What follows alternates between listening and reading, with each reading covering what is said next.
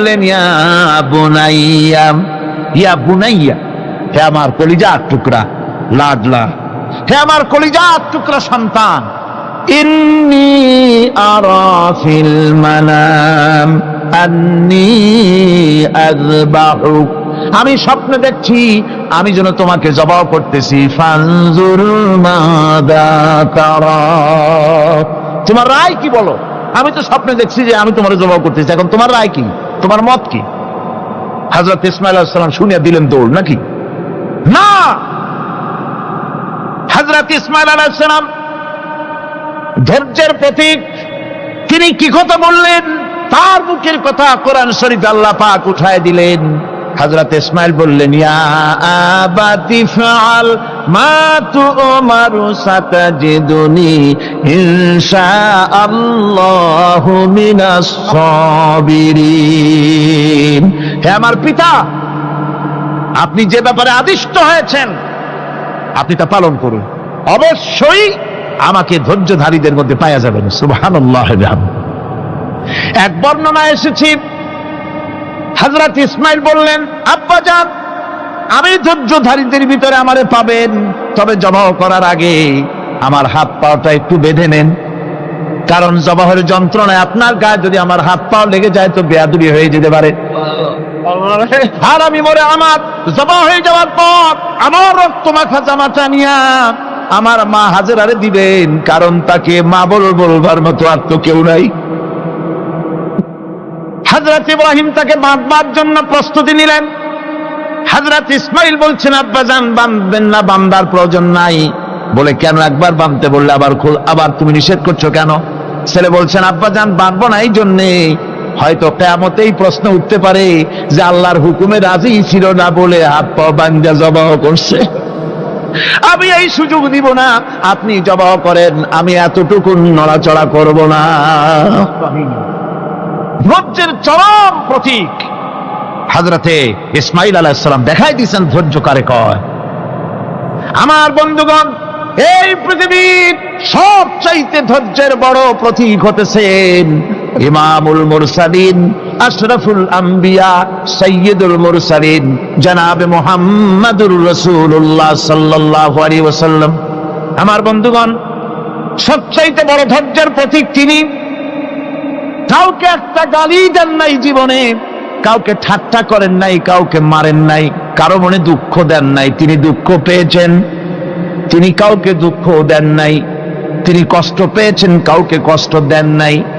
আমার ভাইয়েরা, তায়েফের ময়দান, আমার নিজের চোখে তায়েফে যেদিন আমি তায়েফ দেখলাম, আমি তায়েফে ঢুকেছি, জীবনে কোনোদিন যাই নাই। রমজান মোবারকে আমি সেখানে গেলাম, আমাকে বসার জন্য তারা নিয়ে যাবে, আমি বললাম আগে বসবো না, আমারে আগে নিয়ে যাও, আমার নবীকে কোন জায়গায় ওরা মেরেছিল সে জায়গাটা দেখাও। তায়েফের সেই গলিতে যখন আমি গিয়েছি, দুই দিকে পাহাড় দাঁড়ানো, তায়েফের লোক আমার সাথে ছিল, তারা বলল এই জায়গাটা প্রথম যেখানে চতুর্দিক থেকে নবীজিকে পাথর মারছিল আর আল্লাহর নবী বেহুশ হয়ে পড়ে গিয়েছিলেন। 3টা দিন না খাওয়া, হযরতে খাদিজা নাই, আবু তালিব নাই, মক্কায় জায়গা নাই পা রাখার। নবীজি 3টা দিন ঘুরলেন। নেতারা বলল তুমি যদি নবী হবে তো এতিম হলে কেন? আল্লাহ নবী বানাবার জন্য কি একটা ধনী মানুষ পায় না? তোমার মতো এতিম আর গরিবের নবী বানাইলো কেন? আল্লাহ নবী 3 দিন পর যখন দেখলেন কেউ দাওয়াত শোনে না, কেউ মানে না, কেউ গ্রহণ করে না, তখন তিনি নেতাদের অনুরোধ করলেন ঠিক আছে দাওয়াত তো কবুল করলে না, তবে একটা কাজ করো, অন্তত আমি যে তায়েফে আসছিলাম এই খবরটা মক্কায় দিও না, ওরা আরো অত্যাচার বাড়ায় দেবে। এই কাফিরগুলি খবর তো মক্কায় পাঠালো, আর সমস্ত যুবকদেরকে লেলিয়ে দিল। যুবকেরা চতুর্দিকে দাঁড়াইছে, রাসূলকে পাথর মারা শুরু করে দিল। আমি যখন রেল লাইনের থেকে হাঁটি, যখন রেল লাইন কোনো সময় দেখি, রেলের পাথরগুলি, রেল লাইনের পাথরগুলি দেখলেই আমার মাথায় যেন কেন তায়েফের কথা মনে এসে যায়। আরে মানুষের গায়ে পাথর মারলে কি অবস্থার সৃষ্টি হয়? পাথর নূরের শরীর, রহমতের শরীর, কিটি কিটি রক্ত ঝরছে। নবীজিকে জোর করে উঠাইয়া জবরদস্তি করে হাঁটার জন্য তারা ধাক্কা মারতেছে। আবার কিছুদিন গিয়ে নবীজি আবার বেহুশ হয়ে পড়েছেন। এইখান থেকে আবার উঠাইছে, আবার ধাক্কা মারতেছে। 3 নম্বরের আর একটা জায়গা আছে যেখানে ভাঙ্গা একটা মসজিদ। তাইফের লোকেরা আমাকে বলল এই জায়গাটা হলো শেষ জায়গা যেখানে রাসূল করিম তৃতীয়বারের মতো বেহুশ হয়েছিলেন। এখানেই হুজুরের রক্ত ঝরেছে বেশি। 2 রাকাত নামাজ পড়লাম, সিজদায় পড়ে এমন কান্না কাঁদলাম আল্লাহর কাছে। নবীজি যখন হুঁশ এসেছে, হযরতে জিবরাইল বলেন, ইয়া রাসূলুল্লাহ, আপনার এই কষ্ট দেখে ফেরেশতারা কাঁদতেছে, আপনি অনুমতি দিয়ে দেন এই 2 পাহাড়কে মিলাইয়া সমস্ত তায়েফবাসী কাফেরগুলি মাটির সাথে মিশাইয়া দেই। নবীজি বললেন, জিবরাইল, আমি যদি হুকুম করি আর আমার হুকুম মতো যদি এই কাম করো, একটা কাফেরও যদি না বাঁচে তাহলে কার মুখে পৌঁছাবো লা ইলাহা ইল্লাল্লাহু মুহাম্মাদুর রাসূলুল্লাহ। আমার ভাইরা, হুজুর সাল্লাল্লাহু আলাইহি ওয়াসাল্লাম উঠে বসলেন। এমন সময় হযরতে যায়েদ শরীরের রক্তগুলি মুছে দিতেছেন। হুজুর সাল্লাল্লাহু আলাইহি ওয়াসাল্লাম বসে 2খানা হাত উত্তোলন করলেন। নবীজির চোখ থেকে পানি গড়ায় পড়তেছে। আরে কেউ নাই, আল্লাহ ছাড়া কেউ নাই সাহায্য করার। নবীজি হাত তুলে মোনাজাত করতেছেন, চোখ দিয়া পানি পড়ে দাড়ি ভিজে পড়তেছে, গায়ে দিয়া রক্ত ঝরতেছে। নবীজি কি দোয়াটা করলেন? বদদোয়া করলেন না, গজব দিতে বললেন না।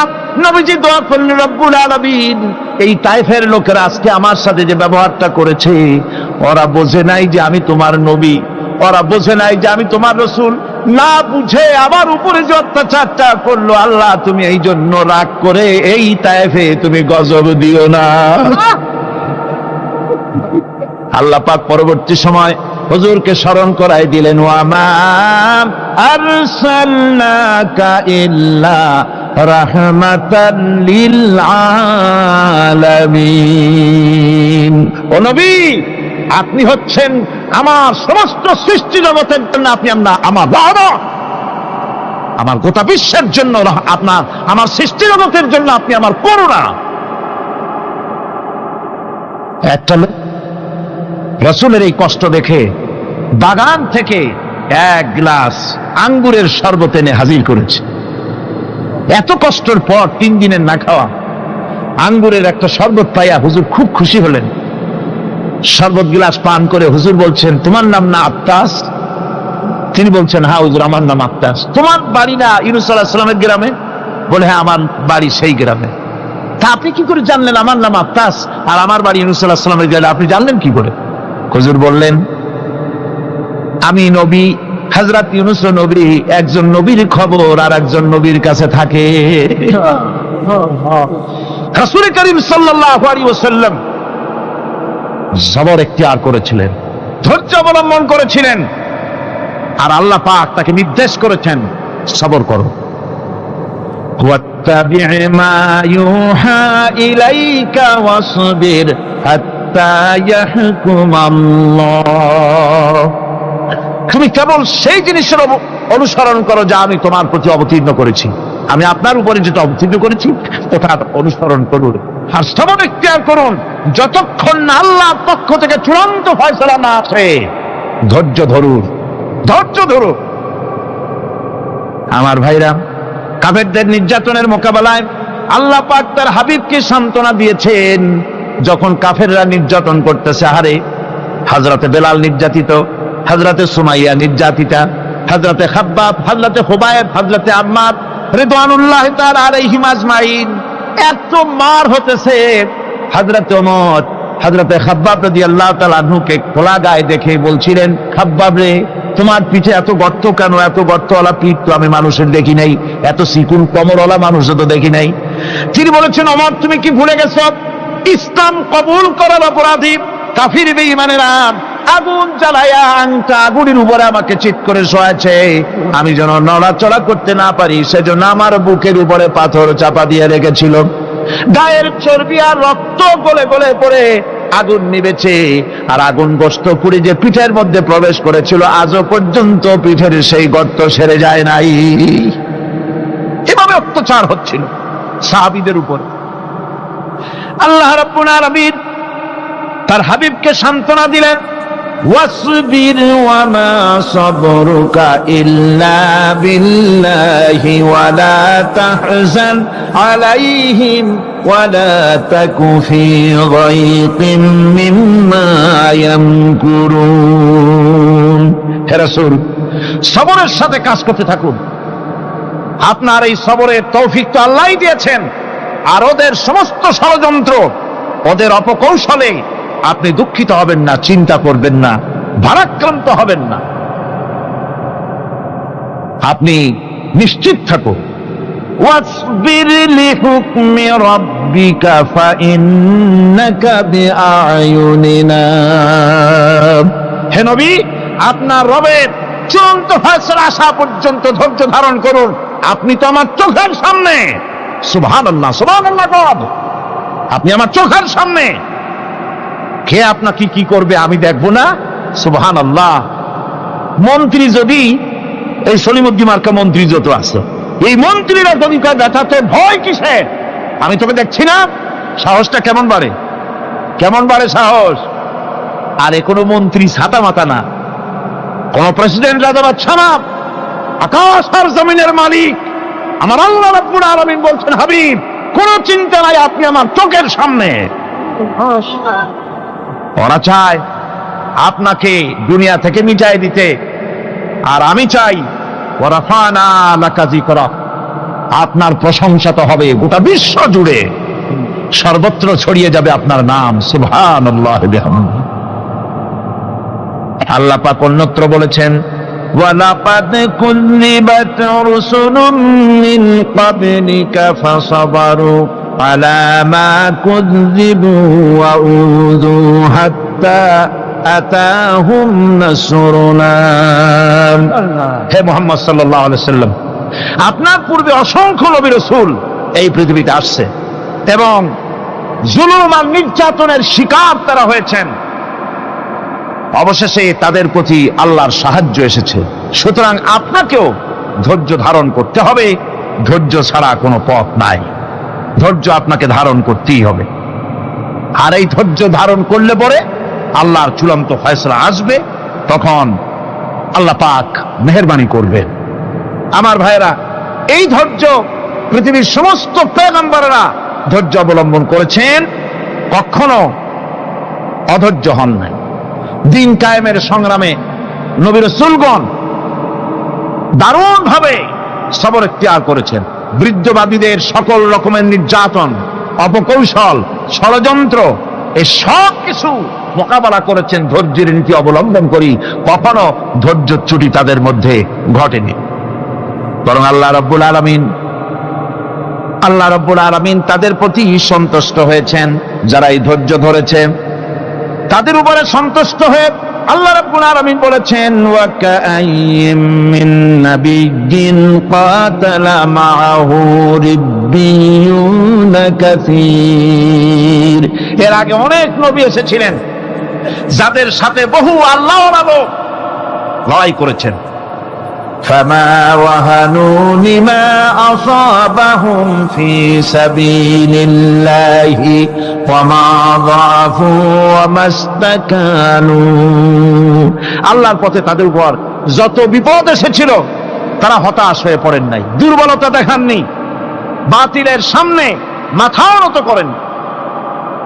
ওয়াল্লাহু ইউহিব্বুস সাবিরিন। আর আল্লাহ পাক ধৈর্যশীল যারা, তাদেরকে আল্লাহ পাক ভালোবাসেন। আমার ভাইরা, ধৈর্যের পরিচয় রাসূল করিম সাল্লাল্লাহু আলাইহি ওয়াসাল্লাম উহুদের ময়দানে যখন আক্রান্ত হয়ে গেলেন, চতুর্দিকে কাফেররা ঘিরে ধরেছে, বাঁচার কোনো পথ নাই। সাহাবায়ে কিরাম রাসূলকে পাহারা দিলেন। যারা রাসূলকে পাহারা দিতে দাঁড়াইছেন, জীবন দিয়া পাহারা দিতে দাঁড়ায় গেছে, রাসূলের দিকে মুখ দিয়া, পিঠটা বাইরের দিকে দিয়ে রাসূলকে পাহারা দেওয়া শুরু করেছেন। হুজুরকে পাহারা দিতে যারা দাঁড়িয়েছিলেন, কাফের কর্তৃক নিক্ষিপ্ত কি তীরগুলি এসে যখন বৃত্তে ছিল, শুধু একজন সাহাবী হযরত তালহার পিঠের ভিতরে রাসূলকে হেফাজতের জন্য 80টা তীর একজনের পিঠের মধ্যে দিয়ে ঢুকেছে। এক অসতর্ক মুহূর্তে নবীজির ডান্ডা মোবারক শহীদ হয়ে গেল, শিরস্থান ভেঙে গেল, লোহার কড়া প্রবিষ্ট হয়ে গেল কপালের ভিতরে। হুজুর মাথা ঘুরে পড়ে গেলেন। হযরতে আবু উবাইদা রাদিয়াল্লাহু তাআলা আনহু হুজুরের মস্তক মোবারককে করে করে নিয়ে তারপরে বহু কষ্ট করে মাথা থেকে লোহার কড়া বের করলেন। এবার ওই কড়ার ছিদ্র দিয়ে রক্ত আসতেছে, মুখ দিয়ে রক্ত পড়তেছে, দাড়ি ভিজে যাচ্ছে। বুখারী শরীফে এসেছে, আল্লাহর নবী দুইখানা হাত নিজের চেহারার উপরে মলে আনে টাটকা রক্ত চোখের সামনে দেখে বলছেন, আহারে, এই কওমের ফালাক কি করে হবে, এই কওমের মুক্তি কি করে হবে, এই কওমের নাজাত কি করে হবে, যে কওম তার নবীর চেহারা রক্ত দিয়ে লাল বানাইয়া দিল। নবীজি বললেন, আল্লাহুম্মা গফিরলি কওমি ফাইন্নাহুম লা ইয়ালামুন। আয় আল্লাহ পাক, আমার এই কওম বুঝতে পারে না, ওদেরকে মাফ করে দাও। খবর ছড়িয়ে গেল নবীজি শহীদ হয়ে গিয়েছেন।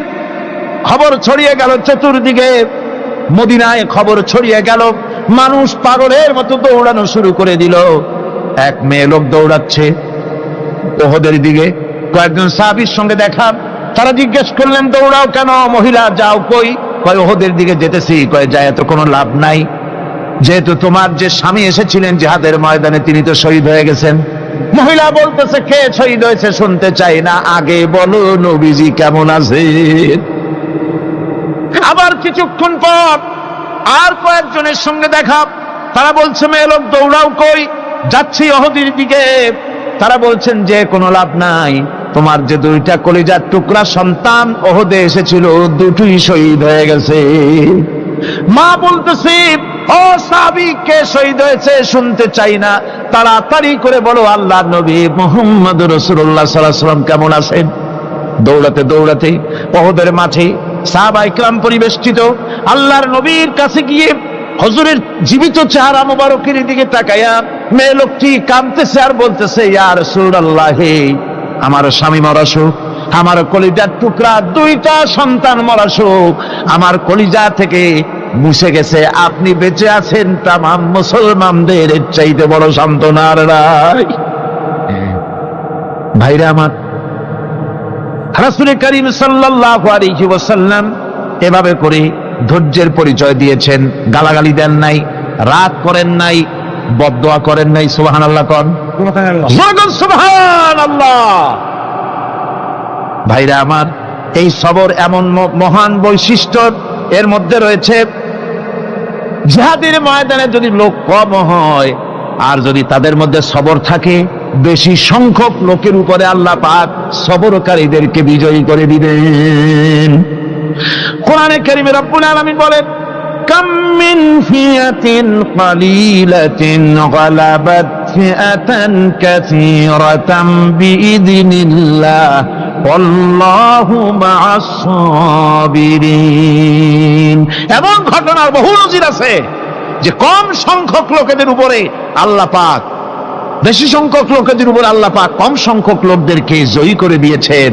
আল্লাহু মা'আস সাবিরিন, আর আল্লাহ আছে ধৈর্যশালীদের সাথে। আল্লাহ আছে কাদের সাথে? দেখেন না বদরের কামটা, বদরের ময়দান, 313 জন মুসলমান, অস্ত্রপাতি নাই, সামান্য সামান্য অস্ত্র, আর কাফেরেরা এসছে হাজারেরও বেশি। আমার বন্ধুগণ, ধৈর্য কত বড় কাম দিল, ধৈর্য ধারণ করেছেন তারা, আল্লাহর উপরে ভরসা করেছেন। আল্লাহ রাব্বুল আলামিন অস্ত্রের কাজ কি দিয়া করায় দিলেন। একজন সাহাবী এসে বলছেন, হুজুর, জিহাদের ময়দান, ইসলামের প্রথম জিহাদ, আমার কাছে তো অস্ত্র নাই, মেহেরবানি করে একটা অস্ত্র আমারে দেন, আমি লাফায় পড়ি জিহাদের মধ্যে। হুজুর বলেন, অস্ত্র তো আমার কাছে নাই, দিবটা কি? সাহাবী বলছেন, হুজুর, অস্ত্র না থাকে যা পারেন তাই দেন, আপনার হাত দিয়ে যা দিবেন আমি দাঁড়ায় থাকতে পারবো না, জিহাদে আমাকে শরীক হতেই হবে। নবীজি কাছে পেলেন একখানা শুকনা খেজুরের ডালখানা তুলে সাহাবীর হাতে তুলে দিলেন। সাহাবী বলেন, রাসূলের হাতের দেওয়া শুকনা খেজুরের ডালটা নিয়ে আমি যখন কাফেরদের ভিড়ের মধ্যে ঝাঁপায় পড়ে যখন শুকনা খেজুরের ডাল দিয়ে আঘাত দিলাম, তখন ধারালো তরবারে দিয়ে আঘাত করলে যে কাম হয়, শুকনা খেজুরের ডালের আঘাতে কাফের দ্বিখণ্ডিত হয়ে জমিনে পড়ে গেল। ভাইরা আমার, আল্লাহ রাব্বুল আলামিন সবর যারা করে, সংখ্যা যদি কম হয়, আল্লাহ পাক তাদেরকে বিজয়ী করে দেবেন, এই ওয়াদা আল্লাহ রাব্বুল আলামিন করেছেন। এই সবরের গুণ ছাড়া জান্নাতেও প্রবেশ করা যাবে না। সবর যদি না থাকে বেহেশতে যাওয়া যাবে না। ভালো করে মনে রাখেন, আল্লাহ পাক বলছেন, আম্মা হাসিবতুম আন তাদখুলুল জান্নাতা ওয়া লাম্মা ইয়া'লামিল্লাহুল্লাযীনা জাহাদু মিনকুম ওয়া ইয়া'লামাস সাবিরিন।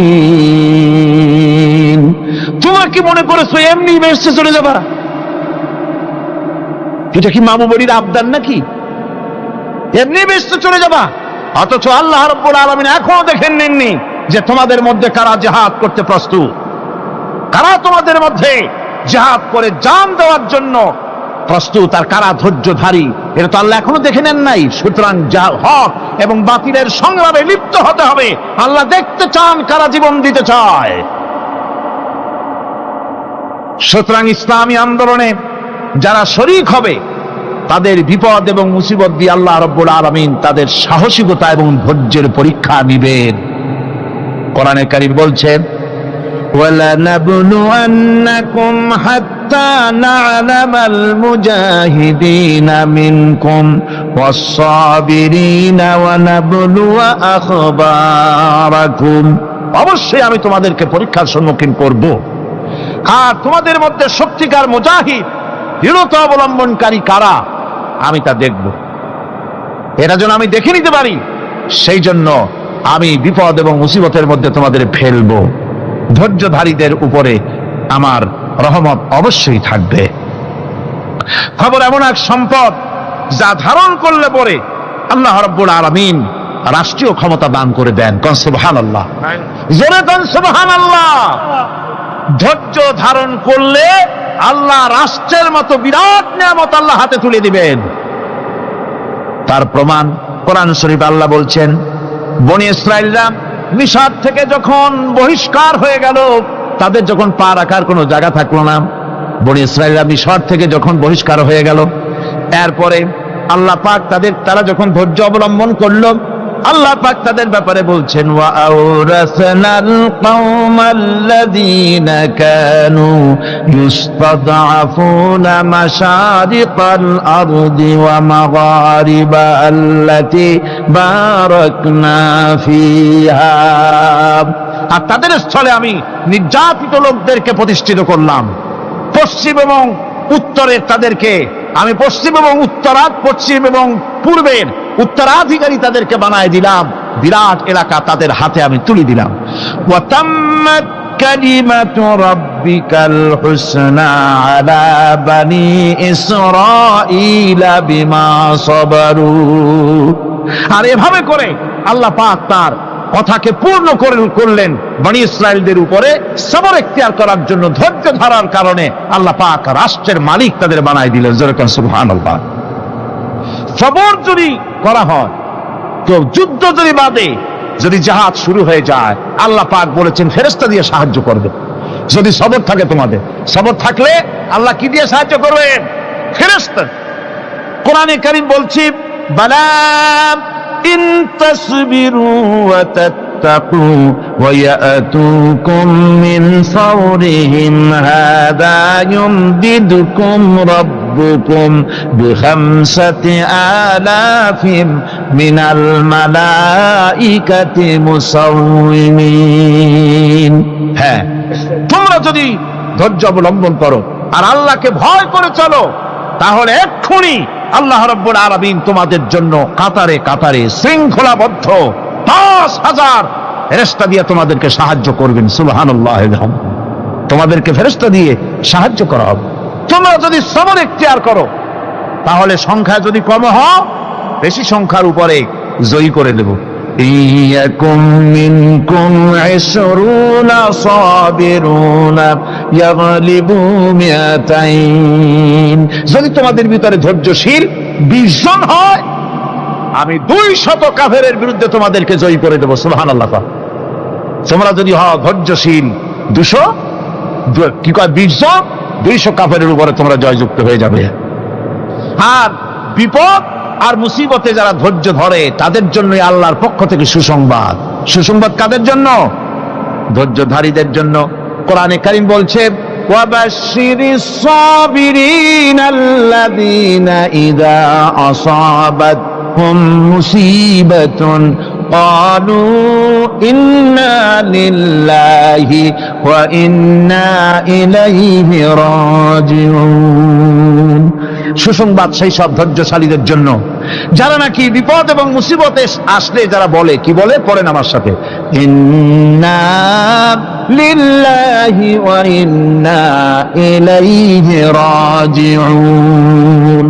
এটা শুধু আমাদের লোকেরা কেউ মরলে পড়ে, এটা শুধু মরার সময় নয়, বরং যে কোনো বিপদ আর মুসিবত এলে মোমেন বান্দা যারা, তারা কি পড়বে? ইন্না লিল্লাহি ওয়া ইন্না ইলাইহি রাজিউন। নিশ্চয়ই নিশ্চয়ই আমরা আল্লাহর জন্য এবং আমাদের সকলকেই আল্লাহর কাছে ফিরে যেতে হবে, প্রত্যাবর্তিত হতে হবে। সবরকারীদের জন্য রয়েছে জান্নাতের সুউচ্চ সম্মানের জায়গা। জান্নাতে সবচেয়ে সম্মানজনক জায়গা আল্লাহ রাব্বুল আলামিন ধৈর্যশালীদেরকে দান করবেন। কোরআনে কারীম বলছেন, উলাইকা ইউজসাউনাল গুরফাতা বিমা সাবারু ওয়া ইউলাক্কাউনা ফিহা তাহিয়াতাও ওয়া সালামা। এরা হলো সেই সব লোক যাদেরকে প্রদান করা হবে বেহেশতের সুউচ্চ মঞ্জিল, কারণ তারা সবর ইখতিয়ার করেছিল, তারা সবর করছিল, এই জন্য বেহেশতের সবচাইতে ভালো জায়গা তাদের দেওয়া হবে। কোন আলহামদুলিল্লাহ, জোরে কোন আলহামদুলিল্লাহ। এবং জান্নাতে সবরকারীদেরকে সম্বর্ধনা দেওয়া হবে, সম্বর্ধনা দেওয়া হবে। খালিদিনা ফিহা হাসনাত মুস্তাকাররান ওয়া মুকামা। চিরদিন তারা জান্নাতের ভেতরে বসবাস করবে এবং কতই না সুন্দর, কতই না উত্তম জায়গা সবরকারীদের জন্য আল্লাহ বেহেশতের মধ্যে রেখে যাবেন। জান্নাতে প্রবেশ করার সাথে সাথে চতুর্দিক থেকে ফেরেশতারা ছুটে আসবে সবরকারীদের জন্য। ওয়াল মালাইকাতু ইয়াদখুলুনা আলাইহিম মিন কুল্লি বাব। চতুর্দিক থেকে ফেরেশতারা তাদেরকে ইস্তেকবাল করবে, কি বলবে? সালামুন আলাইকুম বিমা সাবারতুম ফানি'মা উকবাদ। তোমাদের প্রতি শান্তি বর্ষিত হোক, কারণ তোমরা পৃথিবীতে সবর অবলম্বন করেছিল।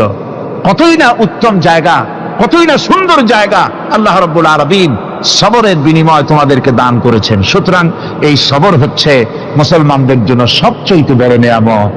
আজ আমার তো মনে হয় পৃথিবীতে মুসলমানরাই সবচেয়ে বেসবর। ট্রেনে যাবে, বসা নিয়ে বেসবর, টিকিট নিয়ে বেসবর, বাসের মধ্যে বেসবর, বাজারে যাবে বেসবর, স্কুলে যাবে বেসবর, যেখানে যান সব জায়গায় আমরা বেশি অধৈর্য, ঠিক কিনা কম? সামান্য সামান্য জিনিস নিয়ে ঝগড়া করা, মারামারি করা, এই হচ্ছে আমাদের ট্র্যাডিশন। ধৈর্য অবলম্বন করতে হবে জীবনের সকল ক্ষেত্রে, এই ধৈর্য আমাদেরকে রক্ষা করতে হবে। এই ধরনের ধৈর্য যদি আমরা অবলম্বন করতে পারি, তাহলে আল্লাহ পাক বলছেন, উলাইকাল্লাযীনা সাদাকু ওয়া উলাইকা হুমুল মুত্তাকুন। এরাই হলো ঈমানের দাবিতে সত্যবাদী। কোন আলহামদুলিল্লাহ। কারা কারা? না শুধু সবরকারী না। এই যে 10টা পয়েন্ট বলা হলো, কয়টা পয়েন্ট বলা হয়েছে? 10টি পয়েন্ট।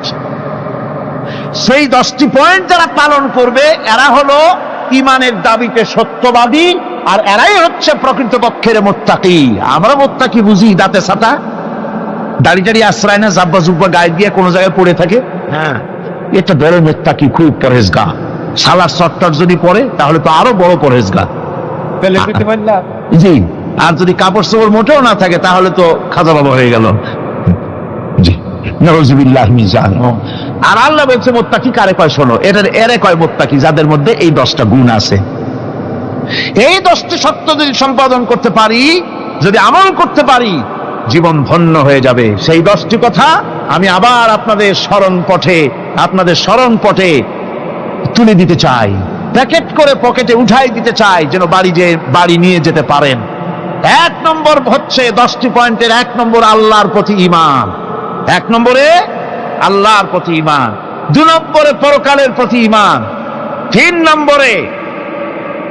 নম্বরে ফেরেশতাদের উপর ঈমান, 4র্থ নম্বরে কিতাবের প্রতি ঈমান, 5ম নম্বরে নবীদের প্রতি ঈমান, 6ষ্ঠ নম্বরে সহায় সম্বলহীন নিকটবর্তী আত্মীয়, ইয়েতিম, মিসকিন, প্রবাসী, মুসাফির, সাহায্য প্রার্থী এদেরকে মুক্ত করার জন্য এদেরকে সাহায্য প্রদান করা, 7 নম্বরে নামাজ প্রতিষ্ঠা করা, 8 নম্বরে যাকাত আদায় করা, 9 নম্বরে ওয়াদা পালন করা, 10 নম্বরে সবর এখতিয়ার করা। কয়টা হলো?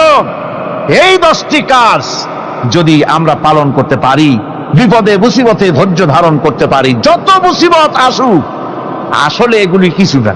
মুসিবত আল্লাহ টেস্ট করবেন, মুসিবত দিয়া আল্লাহ টেস্ট করেন।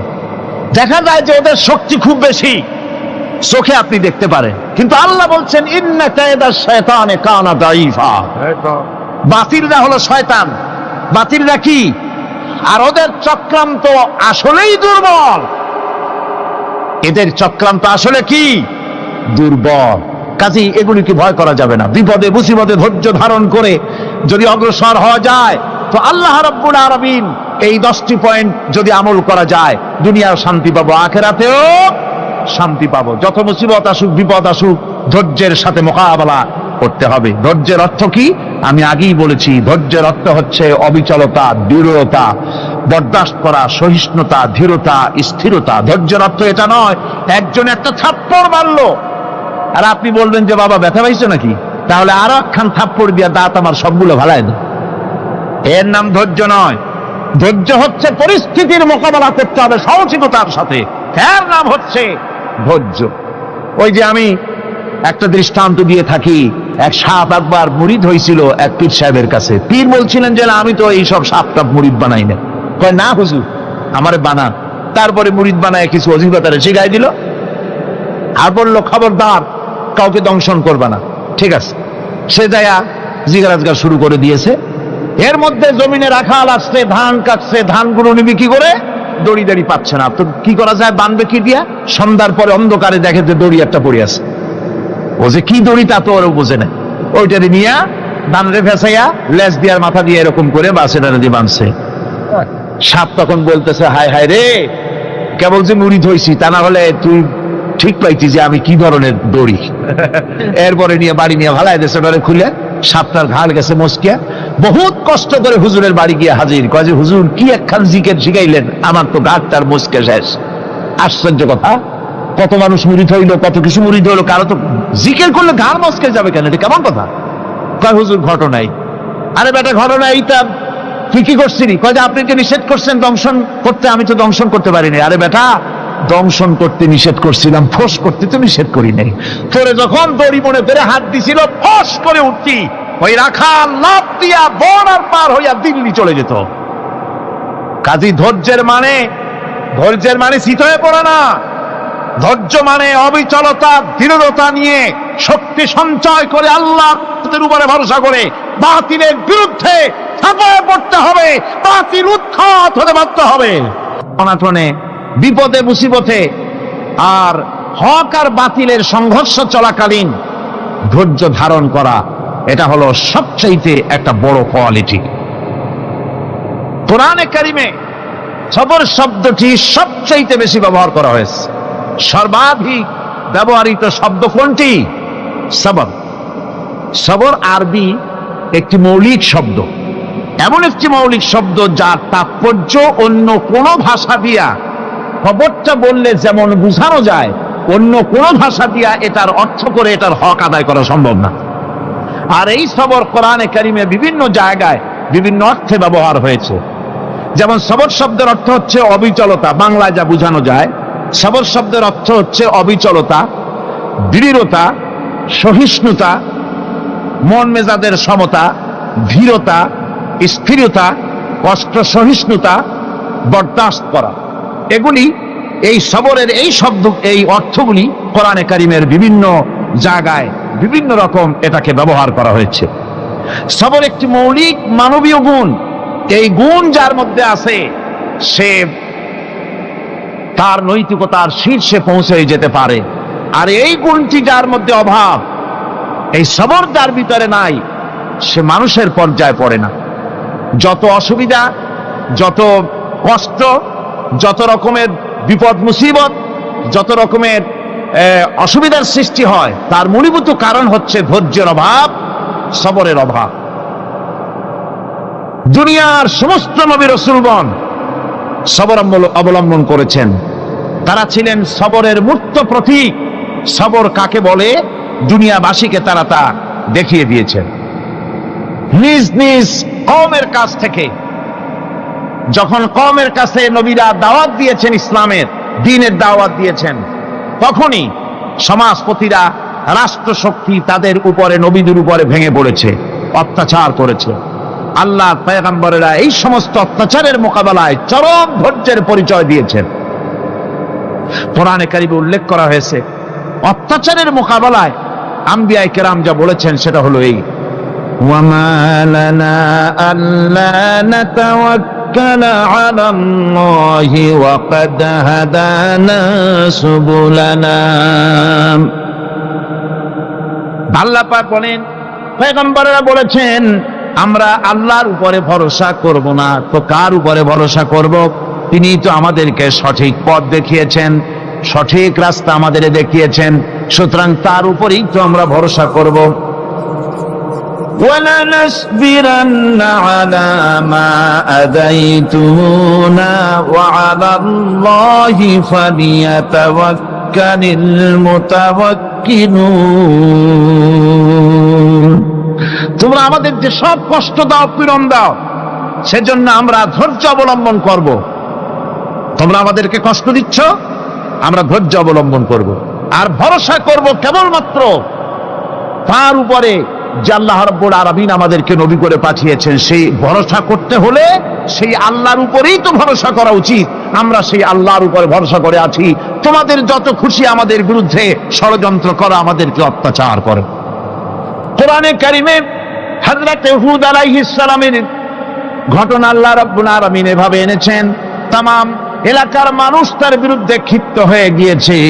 সমাজের লোক, রাষ্ট্রশক্তি হযরত হুদ আলাইহিস সালামের উপর অত্যাচারের পাহাড় ভেঙে দিয়েছে। হযরত হুদ আলাইহিস সালাম একা মানুষ, সমাজের রাষ্ট্রশক্তির এই দুর্বিসন্ধি আর ষড়যন্ত্রের চ্যালেঞ্জ তিনি গ্রহণ করলেন। আর তিনি বললেন, তিনি যেটা বললেন আল্লাহ পাক কোরআনে তা কোট করে দিলেন। দুনিয়ার সমস্ত ইসলামী আন্দোলনের কর্মীদের জন্য আল্লাহ পাক কোট করে দিলেন, সমস্ত মুমিনদের জন্য তা উল্লেখ করলেন। হুদ আলাইহিস সালাম তিনি জাতিকে বললেন, ফাকিদুনি জামিআন তুম্মা লা তুনদিরুন। তোমাদের যত ক্ষমতা আছে সমস্ত ক্ষমতা নিয়ে আমার বিরুদ্ধে তোমরা ষড়যন্ত্র করো, আর আমাকে এতটুকু অবকাশ দিও না। আমি সেই আল্লাহ রাব্বুল আলামিনের উপরে ভরসা করেছি, যার কুদরতি হাতের ভিতরে আমার জান, আর গোটা পৃথিবীর সমস্ত প্রাণীর জান যার কুদরতি হাতের মধ্যে। যার হাতের ভিতরে গোটা পৃথিবীর সমস্ত জান, সে আল্লাহর উপরে ভরসা করেছি। যা খুশি তোমরা আমার বিরুদ্ধে করতে পারো। সুবহানাল্লাহ। এটার নাম হলো ঈমান, এটার নাম সবর, এটার নাম ধৈর্য। এই ধৈর্য আসে ঈমানে কামেল হলে পরে এবং আল্লাহর উপরে পরিপূর্ণ বিশ্বাস হলে পরে। যদি কারো দিনের মধ্যে কথা বিশ্বাস থাকে যে আমার জন্য আল্লাহর পক্ষ থেকে যদি কোনো বুলেট নির্ধারণ করা থাকে, গোটা বিশ্ব যদি আমাকে পাহারা লাগায়, ওই বুলেট থেকে আমাকে বাঁচাইতে পারবে না। আর আমার জন্য যদি একটা বুলেট আল্লাহ কর্তৃক নির্ধারিত থাকে, তাহলে গোটা পৃথিবীর মানুষ চেষ্টা করেও সেই বুলেট থেকে আমাকে রক্ষা করতে পারবে না। এটার নাম হচ্ছে ঈমান। এই ঈমান যখন মানুষের মধ্যে সৃষ্টি হয়ে যায় তখন সে বিপ্লবী শক্তিতে পরিণত হয়ে যায়। তার কাছে ভয় বলে কোনো জিনিস থাকে না, যেহেতু সে তো ভরসা করেছে এমন শক্তির কাছে যার চাইতে প্রচন্ড ক্ষমতা, আকাশেও কারো নাই, জমিনেও। তিনি কে? জোরে চিল্লায় বলেন, তিনি কে? আমার বন্ধুগণ, রাসূল করিম সাল্লাল্লাহু আলাইহি ওয়াসাল্লাম হিজরতের রাতে সৌর পাহাড়ের গাড়ে সৌরের কাছে যখন চলে গেছেন, হজরে রক্ত হয়ে হয়ে আসতেছে।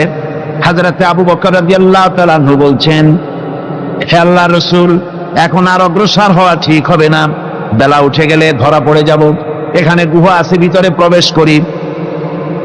হযরতে আবু বকর রাসূলের সম্মতি পেয়ে হযরতে আবু বকর রাদিয়াল্লাহু তাআলা আনহু বলছেন, ইয়া রাসূলুল্লাহ, পাহাড়িয়া গুহা, সাপ বিচ্ছু থাকতে পারে, আমাকে অনুমতি দেন, আমি আগে ভিতরে ঢুকে সাফ করে আপনাকে ডাকি। ভিতরটা সাফ করে তিনি ডাকলেন।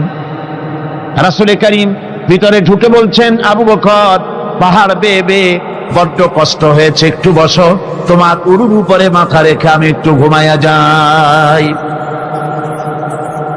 আল্লাহর নবী আরাম ফরমাচ্ছিলেন। সকালবেলায় কাফির বেঈমানরা যখন আস্তে আস্তে করে গুহা মুখে পৌঁছে গেছে, পায়ের চিহ্ন এখানে শেষ, তাদের নিশ্চিত ধারণা এর ভিতরে নবীজি আছেন। বলছে, বেরিয়ে আসো। একজন বলে নাই, আর একজন বলে আছে, এভাবে তাদের মধ্যে দ্বিমত হয়ে গেল। হযরত আবু বকর বলছেন, ইয়া রাসূলুল্লাহ, আমরা তো ধরা পড়ে গেছি, আমাদের তো আর উপায় নাই, এই গুহাটা এতই অগভীর, শুয়ে যদি হাঁটু উঁচু করা যায় উপর থেকে দেখা যায়, বসলে পরে মাথা দেখা যায়, ধরা তো পড়ে গেছি, উপায় নাই। আল্লাহর নবী তখন তার হাবিব, তার বন্ধুকে কি বললেন? বিশ্ববাসীর জন্য আল্লাহ পাক কোরআনে তা উঠায় দিলেন। নবীজি তার বন্ধুকে ডেকে বললেন, লা তাহজান ইন্নাল্লাহা মা'ানা। ও আমার সাথী, কোনো চিন্তা করো না, ভয় পেও না, শঙ্কিত হয়েও না, আমরা মাইনরিটি নই, আমরাই মেজরিটি, কারণ আল্লাহ রাব্বুল আলামিন আমাদের সাথে আছেন। সুবহানাল্লাহ।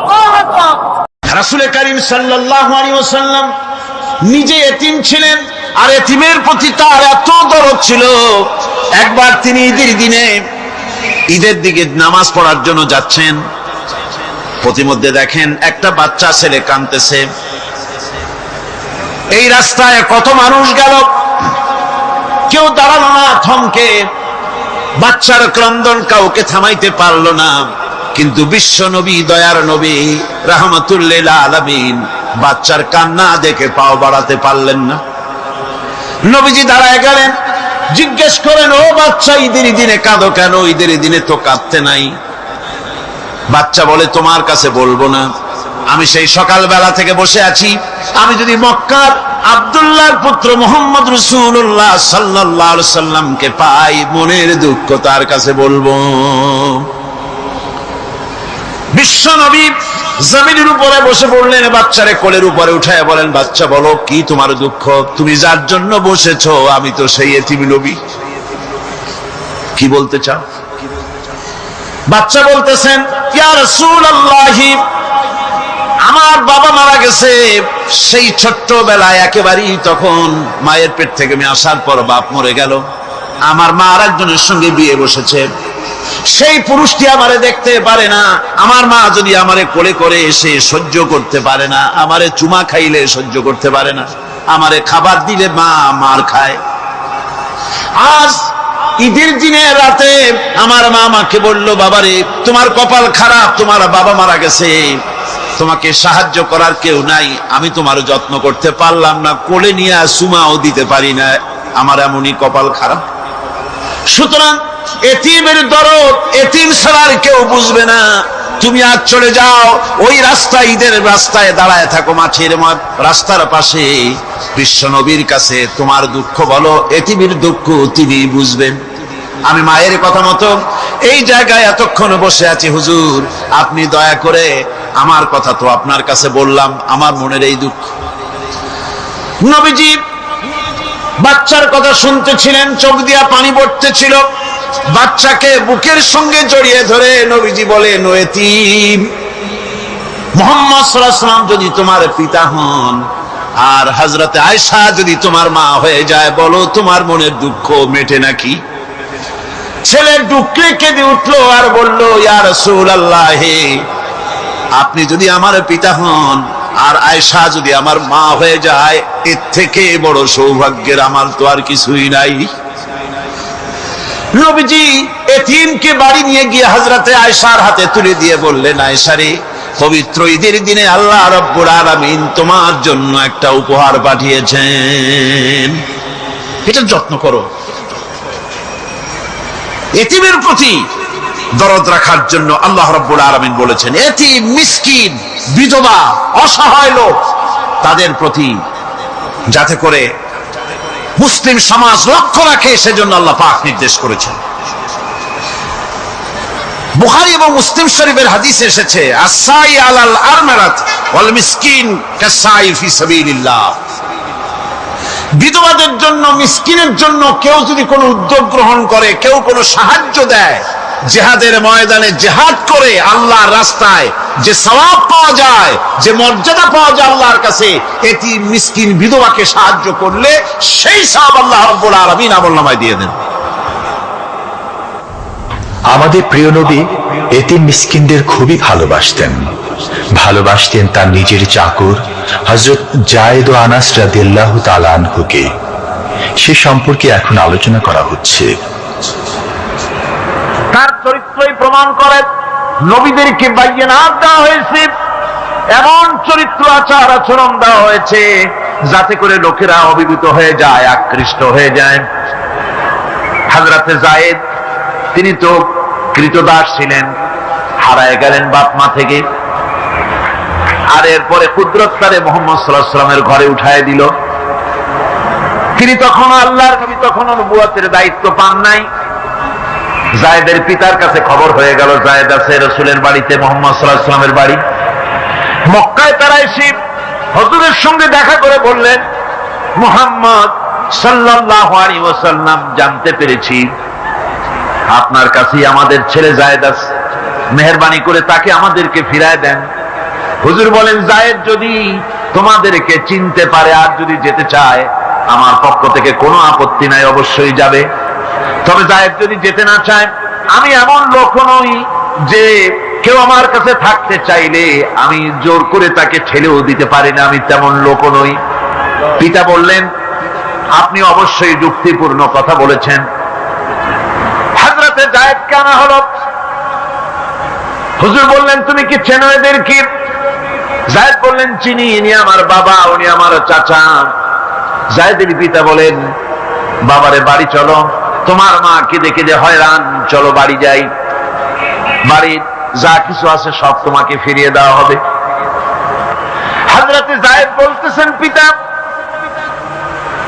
বাড়িতে যা আছে তাই শুদ্ধ, তামাম দুনিয়াটা যদি আমারে দেওয়া হয়, এই লোকটির কাছে থেকে যে ব্যবহার পেয়েছি, আমি এই লোকের কদম ছেড়ে যেতে পারি না। তার চরিত্রই প্রমাণ করে তিনি নবী, কি ব্যবহার পেয়েছেন। নবীজির টুপি সুন্নত, নবীজির টুপিটা মাথায় লাগায়। নবীজি মিষ্টি পছন্দ করতেন, মিষ্টি সুন্নতটা পছন্দ করি। নবীজি কদু খাইতেন, কদু খাওয়া সুন্নতটা পছন্দ করি। নবীজি চোখে সুরমা লাগাতেন, সুরমা লাগানোর সুন্নত পছন্দ করি। কিন্তু নবীজি রাষ্ট্র দখল করে প্রেসিডেন্ট হয়েছিলেন, আর আল্লাহর দ্বীন কায়েমের জন্য তায়েফে যে রক্ত দিয়েছিলেন, সেটাও যে সুন্নত। আবার ওহদে যে দান মুবারক শহীদ হয়েছিল, সেটাও যে সুন্নত। মা বাপের জায়গা জমি ঘর বাড়ি ছেড়ে দিয়ে হিজরত করেছিলেন। এই সুন্নত বড় কঠিন, এই কঠিন সুন্নতের কাছে মুসলমানের পাওয়া যায় না। 13 বছর পূর্ণ হওয়ার পথে এমন সময় রব্বুল আলামিন ইচ্ছে করলেন নবীজিকে আপন দরবারে ডেকে নেবেন, কিছু খাস কথা বলার জন্য নিজের দরবারে ডেকে নেবেন, মেরাজ করাবেন, আরশে আজিমে ডেকে নেবেন। এই পৃথিবীর কোন পয়গম্বরের কিসমতে যা হয় নাই, আপনার আমার নবী মুহাম্মদ সাল্লাল্লাহু আলাইহি ওয়াসাল্লামকে আল্লাহ রাব্বুল আলামিন সেই মর্যাদা দিয়েছেন। জোরে কোন সুবহানাল্লাহ। ধুলির ধরা থেকে রাসূলকে আরশে আজিমে নিয়ে যাওয়া হবে। বোরাক এলো। বোরাক হচ্ছে বারতুন থেকে উৎপত্তি। এর অর্থ হচ্ছে বিজলি, বৈদ্যুতিক গতি সম্পন্ন, ঘোড়ার চাইতে ছোট, খচ্চরের চাইতে বড়, এই জাতীয় একটা প্রাণীর মতো হযরতে জিবরাইল নিয়ে আসতেন। আমাদের দেশে কারো কারো বাড়িতে আয়নায় বাঁধানো থাকে এই ছবিটা। ঘোড়া আছে, দুইটা ডানা আছে, মাথাটা মেয়ে লোকের মতো, চুলগুলো ঝুলে পড়ছে, নিচে লেখা আছে হাজা বুরাকুন নবী সাল্লাল্লাহু আলাইহি ওয়াসাল্লাম। আন্দাজে কোথায় পাইছে আল্লাহ জানে, মিথ্যে কথা, বাজে কথা। আল্লাহ এরকম একটা মেয়ে লোক মার্কা ঘোড়া পাঠাইছিল হুজুরকে নেওয়ার জন্য, এটা কথা হইল? রাসূলকে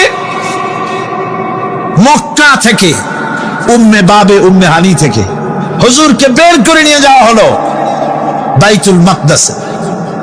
সমস্ত পয়গম্বর দুনিয়া আল্লাহ যাদের পাঠিয়েছিলেন সমস্ত রূহ উপস্থিত ছিল সেখানে।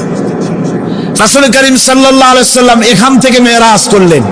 এতটুকু ছিল ইসরা। কোরআনে কারীম বলছে, আজকের কারি সাহেব যেখান থেকে তেলাওয়াত করেছিলেন, সুবহানাল্লাযী আসরা বিআবদিহি লাইলাম মিনাল মাসজিদিল হারামি ইলাল মাসজিদিল আকসা ইলা আখিরিল আয়া। কারো কারো মাথার মধ্যে যারা বিজ্ঞান পড়াশোনা করে বা আধুনিক চিন্তিত লোক, আধুনিক শিক্ষিত লোক, তাদের মধ্যে এই চিন্তাটা আসতে পারে যে ল অফ গ্র্যাভিটেশন পার হয়ে, মাধ্যাকর্ষণ শক্তি পার হয়ে একটা জড় পদার্থ, একটা জড় শরীর কি করে মাধ্যাকর্ষণ পাড়ি দিয়া উপরে চলে গেল, এটা হাউ ইজ ইট পসিবল, এটা কি করে সম্ভব? চিন্তাটা মাথার মধ্যে আসতে পারে। কিন্তু এখন আর ওইসব চিন্তা নাই। আমি হিউস্টনে দেখে এলাম আমেরিকার সেই মহাশূন্য গবেষণাগার। সেইখানে দেখলাম বিরাট রকেট, যে রকেটটা তারা পাঠাতে চেয়েছিল কিন্তু পাঠায় না, কি সব প্রবলেম হয়েছে সেই জন্য। সেই তৈরি করা রকেটটা দেখলাম, রকেটটার যে দরজাটা, সেই দরজাটারই ওজন হচ্ছে 20 টন। দরজা এমন টেকনোলজি দিয়ে দরজাটা তৈরি করা হয়েছে যে একটা লোকই দরজাটা এভাবে লাগাই দিতে পারে, আবার খুলেও দিতে পারে। 20 টন ওজন দরজা। আর পুরো রকেটটার ওজনটা কি হবে চিন্তা করেন। 3টা জিনিস থাকে, 2টা থাকে সিলিন্ডার, আর একটা থাকে যেটার ভিতরে মানুষ থাকে, সেই মানুষ বসার জন্য একটা, আর 2টো সিলিন্ডার থাকে। যখন এখান থেকে ছেড়ে দেওয়া হয় তখন দুই দিকে 2টা যে কোল বালিশের মতো থাকে, দেখছেন কিনা ছবিতে আপনারা, এই দুটো জ্বলে পড়ে গেল। যাওয়ার সময় এই দুটোতে যে ফোর্স লাগিয়ে দিল, এই ফোর্সে ল অফ গ্র্যাভিটেশন পার করে দিল। এরপর আর তার কোনো তেল লাগবে না, বিনা তেলে যত খুশি তত উপরে চলে যেতে পারবে। চিন্তা করলাম, মানুষের মাথায় যদি এই জ্ঞান আল্লাহ দেন, এত জরুরি জিনিস এত পাওয়ারফুল করে ছেড়ে দেওয়া হয়েছে, ল অফ গ্র্যাভিটেশন পার হয়ে যাওয়ার পর মাধ্যাকর্ষণ শক্তি শুধু পৃথিবীর নাই, প্রত্যেকটা গ্রহ, প্রত্যেকটা উপগ্রহের আলাদা আলাদা মাধ্যাকর্ষণ আছে। যদি তা না থাকতো, একটার থেকে আর একটা বিচ্ছিন্ন হয়ে পৃথিবীতে লন্ডভন্ড হয়ে যেত। প্রত্যেকটার আলাদা আলাদা মাধ্যাকর্ষণ শক্তি আছে। তো সেই জিনিসটা এভাবে চলে যায়।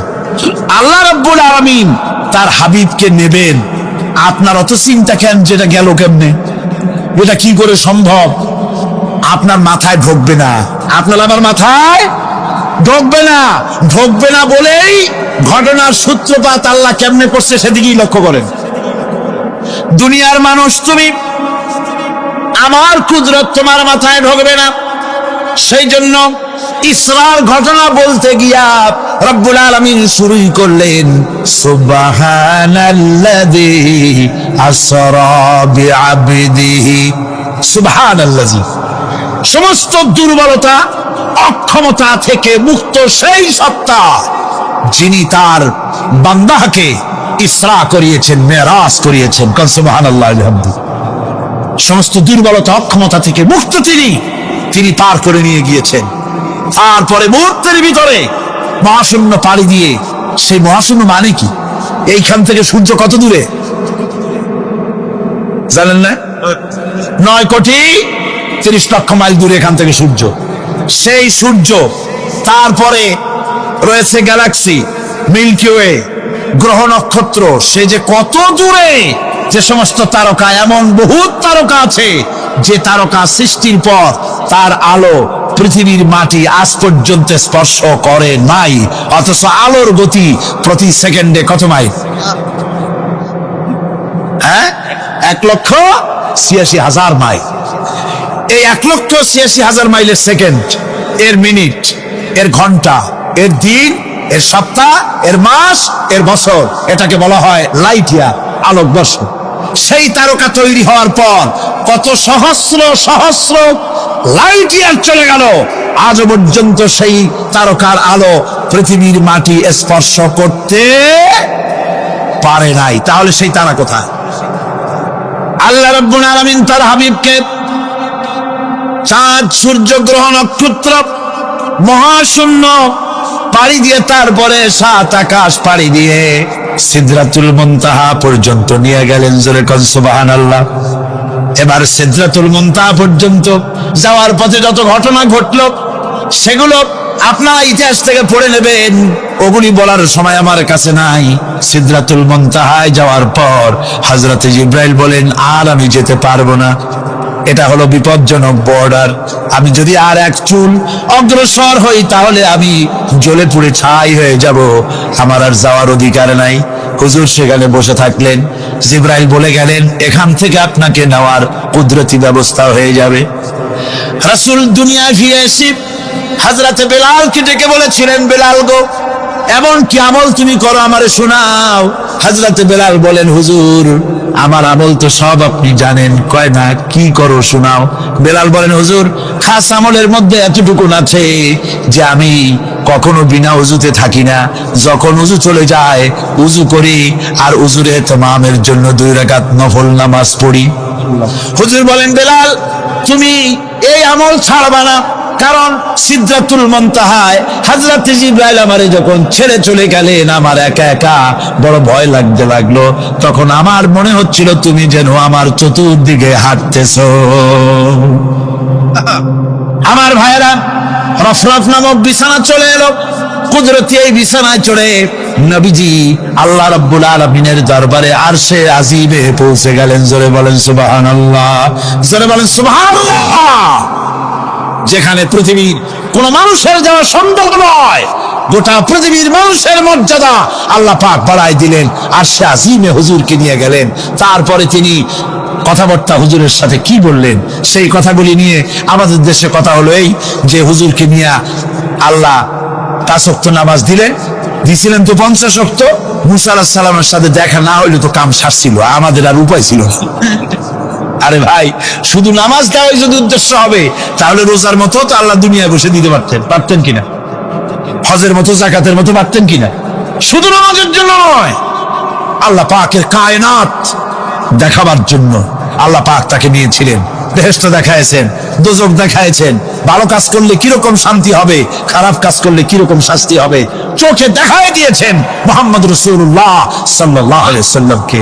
মেরাজ থেকে ফিরে এলেন, ঘরে এসে দেখেন উজুর পানি, উজু করে যে গেছিলেন উজুর পানি তখনও গড়াচ্ছে। যে দরজা দিয়ে বেরিয়েছিলেন দরজাটা ধাক্কায় তখনও কাঁপতেছে। যে বিছানায় শোয়া ছিলেন সে বিছানায় মানুষ শুয়ে থাকলে যেমন উষ্ণ থাকে সেরকমের উষ্ণ ভাব তখনও আছে। কেমনে হলো? কেমনে হলো? মাথায় ঢুকবে না। সুবহানাল্লাহ কোন ঢুকবে? জোরে কোন সুবহানাল্লাহ। এটার ব্যাপারে কোন বিজ্ঞান, দর্শন, যুক্তির প্রয়োজন নাই। প্রয়োজন শুধু এতটুকু, আল্লাহ তার হাবিবরে নেবেন, কত দ্রুত নেবেন, কত দ্রুত পাঠাবেন, এটা তিনিই ভালো জানেন, আমাদের কোনো জানার কথা না। ঠিক কিনা কর? আল্লাহর নবী বলেছেন, আল্লাহর সৃষ্টি নৈপুণ্যতা সম্পর্কে যদি কোনো বান্দা 1 ঘন্টা চিন্তা করে, 1 ঘন্টা যদি গবেষণা করে, চিন্তা করে, রব্বুল আলামিন তার আমলনামায় 60 বছরের নফল ইবাদতের সওয়াব লিখে দেন। জোরে বলেন সুবহানাল্লাহ। আল্লাহ পাক এই সমস্ত কথা বলে এখন ওই ফর্মুলা বলতেছেন যে আসলে আমার বান্দা হওয়ার জন্য, খাঁটি বান্দা হওয়ার জন্য তার কয়েকটি বৈশিষ্ট্য থাকতে হবে। আল্লাহ পাক এখানে 8টি বৈশিষ্ট্য বর্ণনা করেছেন। আল্লাহর খাঁটি বান্দা হওয়ার জন্য বৈশিষ্ট্য কয়টা লাগবে? 8টি। বেহেশত কয়টা? বেহেশত কয়টি? আল্লাহ পাক বৈশিষ্ট্য বানিয়েছেন 8টি। এখানে 8টি বৈশিষ্ট্যের কথা বলা হয়েছে। মহান আল্লাহ রাব্বুল আলামিন বলেন, ওয়াইবাদুর রাহমানিল্লাযীনা ইয়ামশুনা আলাল আরদি হাওনাও ওয়া ইযা খাতাবাহুমুল জাহিলুন ক্বালু সালামা। রহমানের খাঁটি বান্দা তারা, রহমানের আসল বান্দা তারা, যারা নাকি জমিনের উপর থেকে যখন হাঁটে খুব বিনয় বিনম্রতার সাথে তারা চলে। ওয়াইদা খাতাবাহুমুল জাহিলুন, আর যখন জাহিলরা তাদের সঙ্গে কথাবার্তা বলতে আসে তখন তারা তাদেরকে বলে তোমাদের প্রতি সালাম, এই বলে তারা চলে যায়। অর্থাৎ এই 8টি বৈশিষ্ট্যের প্রথম বৈশিষ্ট্য ধরা হয়েছে চালচলনকে। ইমানদার খাঁটি বান্দা যারা, তাদের চালচলন সম্পর্কে প্রথম বৈশিষ্ট্য ধরা হয়েছে। তার মানে হচ্ছে নির্লজ্জ, স্বৈরাচার, মাস্তান, গুন্ডা, বদমাশ, অত্যাচারী, এদের চালচলন এক ধরনের। আবার অন্যদিকে ব্যক্তিত্ব সম্পন্ন, মর্যাদাবান, এরপরে শিক্ষিত, ভদ্র, মার্জিত, তাদের চালচলন ভিন্ন ধরনের। এই দুই শ্রেণীর চালচলন কি একরকম হয় নাকি? একরকম হয় না। তার কারণ হচ্ছে ব্যক্তির চালচলনের মাঝেই তার অবস্থাটা বোঝা যায় যে আসলে লোকটি কেমন। আল্লাহ রাব্বুল আলামিন এই কথার দ্বারা এটা প্রমাণ করতে চান যে মোমেন বান্দা যারা হবে, আল্লাহর খাঁটি বান্দা যারা হবে, তাদের পরিচয় দেওয়া লাগবে না। তাদের চালচলন দেখে, তাদের হাঁটা দেখে, তাদের চলা দেখে, তাদের বলা দেখে, তাদের আচরণ দেখে লোকেরা বুঝতে পারবে যে ইনি হচ্ছেন আল্লাহর একজন খাঁটি বান্দা, একজন মোমেন ব্যক্তি, কথা বুঝতে পারবে। আর সে ব্যক্তি জমিনের উপরে চলবে খুবই বিনম্র ভাবে। কোরআনে কারীমে অন্য জায়গায় আল্লাহ রাব্বুল আলামিন বলেছেন, ওয়ালা তামশি ফিল আরদি মারহান ইন্নাকা লান তাখরিকাল আরদা ওয়া লান তাবলুগাল জিবালা তুলা। আমার জমিনের উপরে অহংকারের পদবরে হেঁটো না, আমার জমিনের উপরে অহংকার করে জমিনের উপরে হেঁটো না। তুমি জমিনের উপরে অহংকার করে হেঁটে পদাঘাত দিয়ে আমার এই জমিনকে ফাটায় দিতে পারবে না, আর তুমি লাফ দিয়ে আমার আকাশে, আমার পাহাড়ের উচ্চতাও তুমি ছাড়িয়ে যেতে পারবে না। অহংকার করে কেউ কি পায়ের আঘাত দিয়ে জমিনটাকে ফাটায় দিতে পারে? কি বলেন, পারবে?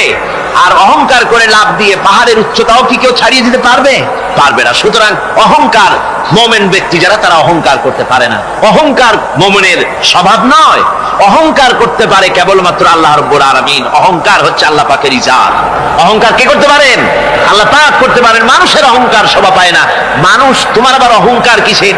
এক ফোঁটা নাপাক পানি দিয়ে যার জন্মের উৎস, এমন নাপাক পানি যা শরীর থেকে নির্গত হলে পরে গোসল করা ফরজ হয়ে যায়, এমন এক ফোঁটা নাপাক পানি যার জন্মের উৎস, তার অহংকার কি? অহংকার করবেন আল্লাহ রাব্বুল আলামিন। হাদিসে কুদসির ভিতরে এসেছে, আল্লাহ পাক বলেছেন, যে ব্যক্তি অহংকার করে সেজন্য আমার চাদর নিয়ে টানাটানি করে। জোরে কোন নাউযুবিল্লাহি মিন যালিক। সুতরাং মোমেন বান্দা যিনি হবেন, আল্লাহর খাঁটি বান্দা, রহমানের খাঁটি বান্দা, সে ব্যক্তি কখনো জমিনের উপরে অহংকারের সাথে চলাফেরা করবে না, বরং তার চালচলন হবে অত্যন্ত বিনম্র।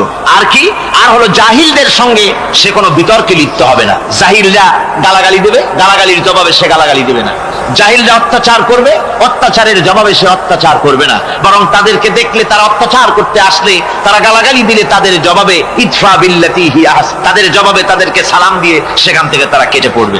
সূরা কাসাসের এই আয়াত অন্য জায়গায় আল্লাহ রাব্বুল আলামিন একথা আবার এভাবে বলতেছেন, ওয়াইজা সামিউল লাগবা আ'রাদু আনহু ওয়া ক্বালু লানা আ'মালুনা ওয়া লাকুম আ'মালুকুম সালামুন আলাইকুম লা নাবতাগিল জাহিলিন। আল্লাহ পাক বলছেন যে যখন মুমিনেরা পরস্পরে মুমিনদের সাথে জাহিলদের যখন দেখা সাক্ষাৎ হয়ে যায়, যখন ঝগড়ায় লিপ্ত হতে চায়, তখন মুমিনেরা, যারা মুমিন বান্দা, আল্লাহর খাঁটি বান্দা, তারা বলবে যে তোমাদের আমলের প্রতিফল তোমরা পাবা, আমাদের কৃতকর্মের ফল আমরা পাবো। সুতরাং তোমাদের প্রতি সালাম, তোমাদের সাথে আমাদের কোনো সম্পর্ক নাই। ঝগড়াঝাটি না করে তারা ফিরে আসবে। আল্লাহ পাক এরপরে বলেন, ওয়াল্লাযীনা ইয়াবিতুনা লিরাব্বিহিম সুজদান ওয়া কিয়ামা।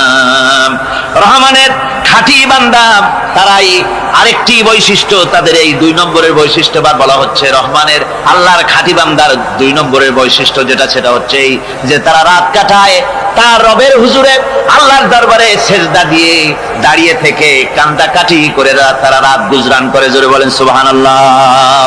আর এর বিপরীত যারা, তারা রাত কাটায়, রাতের বেলা মদ, জুয়া, সিনেমা, গান বাজনা, অশ্লীলতা, নাটক, হাবিজাবি গল্প গুজব করে তারা তাদের রাত কাটায়। আর যারা মোমেন বান্দা, আল্লাহর বান্দা, যারা খাঁটি বান্দা, তারা এই রাত তারা আল্লাহর ইবাদতের ভিতর থেকে কান্দাকাটির মধ্য দিয়ে দাঁড়িয়ে দাঁড়িয়ে অথবা সেজদার ভিতরে তারা তাদের রাত কাটিয়ে দেয়। কোরআনে কারীমে আল্লাহ রাব্বুল আলামিন এই কথা এভাবে বলেছেন, তাতাজাফা জুনুবুহুম আনিল মাদাজি ইয়াদউনা রাব্বাহুম খাওফান ওয়া তামআন। আমার মুমিন বান্দারা তাদের পার্শ্বদেশ এবং পৃষ্ঠদেশ বিছানার উপরে বেশি রাত থাকে না। তারা তাদের রবের প্রতি রবের ভয়, আল্লাহর ভয়, আশা এবং আশা পোষণ করে। আর তারা আল্লাহকে ভয় করে তারা বিছান থেকে নিজের পিঠকে আলাদা করে নিয়ে তারা রাতের বেলায় আমার কাছে কান্দে, আমার কাছে দোয়া করে, তারা কান্দে, ইবাদত করে। সূরা যারিয়াতের ভিতরে রব্বুল আলামিন বলতেছেন, কানু ক্বালিলাম মিনাল লাইলি মা ইয়াহজাউনা ওয়া বিল আসহারি হুম ইস্তাগফিরুন। আমার এই মুমিন বান্দাগুলি, আমার খাঁটি বান্দা যারা, তারা সারা রাত ঘুমায় না, রাতের একটা অংশ মাত্র তারা ঘুমায়, সারা রাত ঘুমায় না, একটা অংশ তারা ঘুমায়, আর বাকি অংশটুকু শেষ রাত্রে তারা ওঠে আর আমার দরবারে তারা কান্দে, মাপ চায় আর কাঁদতে থাকে, চোখের পানি ফেলতে থাকে। আল্লাহ রাব্বুল আলামিন শেষ রাত্রে প্রথম আকাশে আসেন।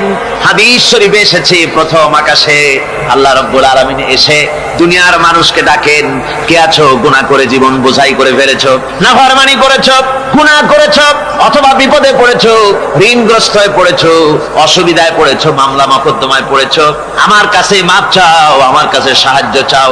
এই সময় যে সমস্ত বান্দারা আরামের ঘুমকে হারাম করে আল্লাহর দরবারে কাঁদতে থাকে, তাহাজ্জুদের নামাজ আদায় করে যখন হাত তুলে কাঁদে, আল্লাহ পাক তখন এই দৃশ্য দেখে ফেরেশতাদের বলেন, ও আমার ফেরেশতারা, আমার ওই বান্দাগুলি কাঁদে কেন? সমস্ত মানুষ যখন ঘুমানো, এই বান্দাগুলি কাঁদে কেন বলো? ফেরেশতারা বলে, আল্লাহ তুমি তো ভালো করে জানো। ফেরেশতারা বলে, আল্লাহ পাক বলবেন, তবুও তোমাদের মুখ থেকে শুনতে চাই। ফেরেশতারা তখন বলবে, রব্বুল আলামিন তোমার বান্দা গুনাহ করেছে, জাহান্নামের ভয়তে তোমার কাছে কাঁদতেছে, তোমার ভয়তে কাঁদে, জাহান্নামের ভয়তে কাঁদে। আল্লাহ জিজ্ঞেস করেন, ফেরেশতারা, ওরা যে আমার ভয়তে কাঁদে, ওরা কি আমারে দেখছে নাকি? ফেরেশতারা বলেন, না, খোদা তোমারে দেখে নাই। আল্লাহ পাক বলেন, ওরা আমার যে জাহান্নামের ভয়তে কাঁদে, ওই জাহান্নাম তারা দেখেছে নাকি? ফেরেশতারা বলে, না আল্লাহ, তোমার জাহান্নাম ওরা দেখে নাই, তোমার বেশ তো কিছুই দেখে নাই। আল্লাহ পাক বলেন, ও আমার ফেরেশতারা, এই বান্দাগুলি আমার দুজক দেখে নাই, আমাকে দেখে নাই, হাসর মিজান সিরাত কিছুই দেখে নাই, শুধু কোরআনের কথা শুনে, আমার নবীর কথা শুনে, আমার কোরআনের কথা শুনে বিশ্বাস করে আরামের ঘুমকে হারাম করে কিভাবে কাঁদতেছে তাকায় দেখ। আমার রহমতের দরিয়ায় জোশ মেরে গেছে, তোরা সাক্ষী থেকে যা, আমার ওই ক্রন্দনরত বান্দাগুলিকে আমি আল্লাহ মাফ করে দিলাম। ربنا ظلمنا أنفسنا وإن لم تغفر لنا وترحمنا لنكونن من الخاسرين ربنا لا تزغ قلوبنا بعد إذ هديتنا وهب لنا من لدنك رحمة إنك أنت الوهاب। أي الله تعالى, হাজার হাজার মুসলমান নরনারী ঠান্ডাকে উপেক্ষা করে তোমার দ্বীনের কথা শোনার জন্য, কোরআনে কারীমের কথা শোনার জন্য এই মাঠে এসে হাজির হয়েছে। আল্লাহ তুমি দয়া করে মেহেরবানি করে আলোচনার সওয়াবটুকু হুজুরে পুরনূর সাল্লাল্লাহু আলাইহি ওয়াসাল্লামের রূহ মুবারকে পৌঁছে দাও।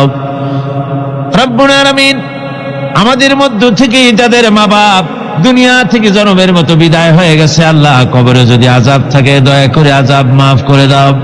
আল্লাহ আমাদের মা বাপের উপরে তোমার রহমত নাজিল করো। রব্বিরহামহুমা কামা রব্বায়ানি সগীরা, রব্বিরহামহুমা কামা রব্বায়ানি সগীরা। হে আল্লাহ রব্বুল আলামিন, এই মাহফিলে যত লোক আছি আমরা, কার কোন ব্যাধি আছে, রোগ আছে, আমরা তুমি ভালো করে জানো। আমাদের প্রত্যেকের ব্যাধিকে তুমি শিফায়ে আজলা দান করে দাও।